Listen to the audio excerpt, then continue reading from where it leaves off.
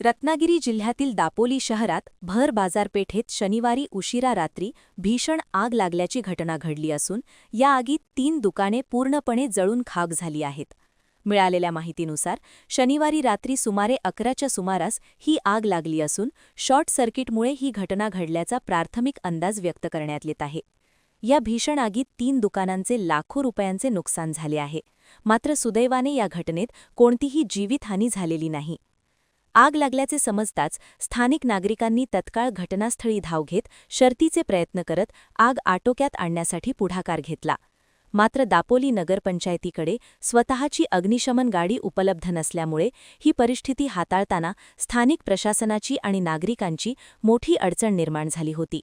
तरीही स्थानिकांच्या मदतीमुळे आणि वेळेवर नियंत्रण मिळाल्यामुळे आगीचा अधिक प्रसार थांबला आणि मोठी दुर्घटना टळली आहे. या घटनेमुळे बाजारपेठेतील व्यापाऱ्यांमध्ये भीतीचे वातावरण असून अग्निशमन सुविधेबाबत संताप व्यक्त होत आहे. प्रतिनिधी मुनीर शेख, NTV न्यूज मराठी, चिपळूण, रत्नागिरी.